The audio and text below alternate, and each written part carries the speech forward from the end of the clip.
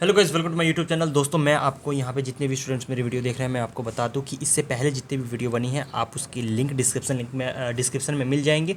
और इससे पहले भी मैंने 1 साल पहले होगा 2020 में मैंने वीडियोस बनाई थी, वो वीडियो आप ज़रूर देखिएगा। क्योंकि आप जो ये वीडियो देख रहे हो ना, अगर आपने इस वीडियो को देख लिया चैप्टर 5 तक, ठीक है, तो वहाँ से जाके अपने आप को क्या कैसे नाप सकते हो, आंक सकते हो कि आपका किस हद तक लेवल तक प्रिपरेशन हो चुका है। ठीक है, वहाँ पे मैं क्वेश्चंस दे रखा हूँ, उसके बाद से ऑप्शन पे टिक मतलब बता रहा हूँ कि कौन सा आंसर सही होगा, और आप वीडियो को पॉज करके वहाँ से देख सकते हो।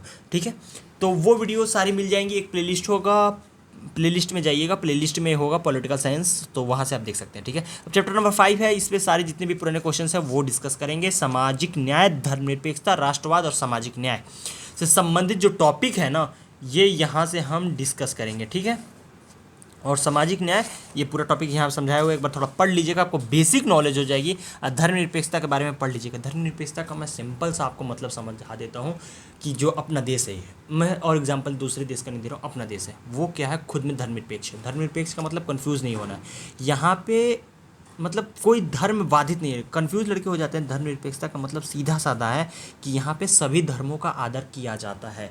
हिंदू हो या मुस्लिम हो या किसी भी संप्रदाय के लोग क्यों ना हो, अपने धर्म को वो बढ़ावा दे सकते हैं, उसके लिए प्रचार प्रसार कर सकते हैं। अपने देश में कोई रुकावट नहीं है। इसको धर्मनिरपेक्ष कहा जाता है। अब निरपेक्ष का हम लोग मतलब कुछ अलग मान लेते हैं। ठीक है, धर्म निरपेक्ष यानी यहाँ पे कोई एक धर्म नहीं है, बहुत सारे धर्म हैं, इसका मतलब ये होता है। ठीक है, अब जितने भी टॉपिक हैं, राष्ट्रवाद हुआ, राष्ट्रवाद के बारे में थोड़ा पढ़ लीजिएगा, क्योंकि जितने भी क्वेश्चंस मैं बताऊंगा इससे रिलेटेड होंगे, तो एक बार थोड़ा पढ़ लीजिएगा। ठीक है, और जिसको वीडियो की क्वालिटी में थोड़ा इफेक्ट आ रहा है तो 480p पे आप देख सकते हैं। DDU में 2019 में क्वेश्चन था, देखते हैं। ए थ्योरी ऑफ जस्टिस किसकी कृति है? मैं थोड़ा वीडियो जूम कर देता हूँ। हाँ, द थ्योरी ऑफ जस्टिस किसकी कृति है? तो the theory of justice Rawls की कृति है। याद रखिएगा, द थ्योरी ऑफ जस्टिस किसकी कृति है? रॉल्स की। द थ्योरी ऑफ जस्टिस किसकी कृति है? रॉल्स की। क्वेश्चन, अन्य क्वेश्चन देखते हैं। अन्य क्वेश्चन 2017 में पूछा गया, भारतीय संविधान में धर्मनिरपेक्षता शब्द सम्मिलित किया गया था। आप याद रखिएगा, जो भारतीय संविधान में धर्मनिरपेक्षता शब्द चल रहा है, ये प्रस्तावना में भी सम्मिलित किया गया था, उसी को भारतीय संविधान कहा जाता है। तो 42वें संविधान संशोधन 1976 द्वारा ऐसा किया गया था। ठीक है, 42वें संविधान संशोधन द्वारा। ठीक है, 42वें संविधान संशोधन में धर्मनिरपेक्षता, अखंडता शब्द को भी शामिल किया गया। अखंडता भी था, ऐसे नहीं है कि धर्मनिरपेक्षता, अखंडता भी पूछ सकता है। ठीक है, तो आप यहाँ से ऐड कर सकते हैं।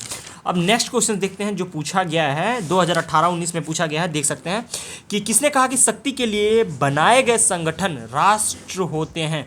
शक्ति के लिए बनाए गए संगठन राष्ट्र होते हैं, किसने कहा है? रविंद्रनाथ टैगोर ने। शक्ति के लिए बनाए गए संगठन राष्ट्र होते हैं, किसका कथन है? रविंद्रनाथ टैगोर का। ठीक है, अब देखते हैं कौन सा इंपॉर्टेंट क्वेश्चन है जो इस पेपर रिलेटेड पूछा गया। यहाँ पे धर्मनिरपेक्षता शब्द का सर्वप्रथम प्रयोग किया है किसने?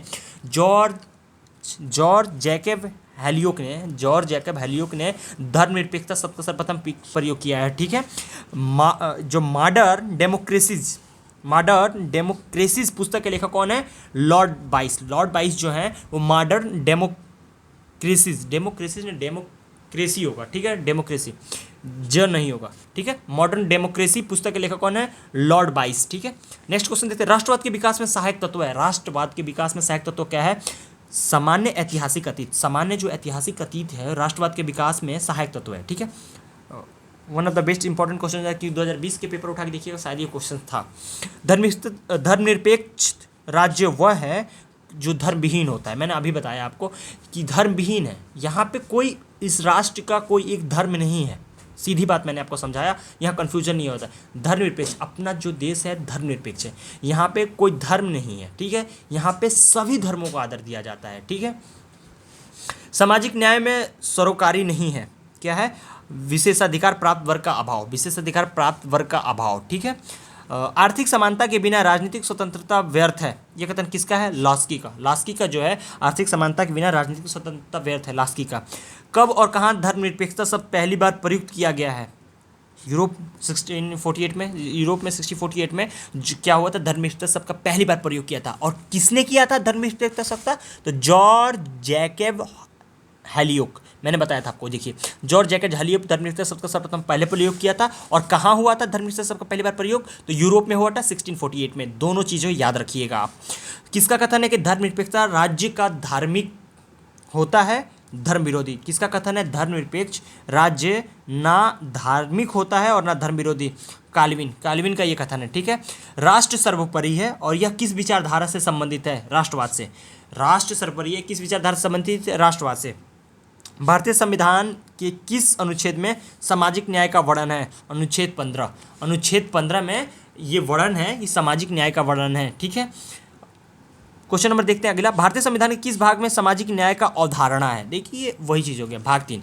भाग 3 में ही भाग 15 आता है। ठीक है, भाग 3 में ही भाग 15 आता है, तो इसलिए कंफ्यूज नहीं होंगे। मैं डिस्क्रिप्शन लिंक में भाग जो होगा भाग 3 का जितने भी वो होंगे अनुच्छेद होंगे वो सारे मैं डाल दूंगा। ठीक है, आप वहाँ से एक बार डिस्क्रिप्शन जरूर पढ़िएगा, इसका डिस्क्रिप्शन जरूर पढ़िएगा। ठीक है, किस अनुच्छेद के न्याय आत्मा का सद्गुण है? तो प्लूटो। किसके अनुसार न्याय आत्मा का सद्गुण है? प्लूटो। ठीक है, न्याय आत्मा का सद्गुण है किसके कथन के अनुसार? प्लूटो के अनुसार। भारतीय संविधान का कौन सा अध्याय सामाजिक न्याय से संबंधित है? भाग 3। सामाजिक न्याय से संबंधित है भाग 3। भाग वही पूछ दिया था, सामाजिक न्याय। सामाजिक न्याय की अवधारणा है किससे? तो भाग 3 से। अनुच्छेद किससे? अनुच्छेद 15 से। अनुच्छेद 15 भाग 3, भाग 3 अनुच्छेद 15 सामाजिक न्याय। ठीक है, दिया है आस्पेक्टस ऑफ जस्टिस किसकी पुस्तक है? नेक्स्ट क्वेश्चन था आस्पेक्टस ऑफ जस्टिस किसकी पुस्तक है? CK Allen. और 4-5 क्वेश्चन है और रिपोर्ट देख लेते हैं फटाफट।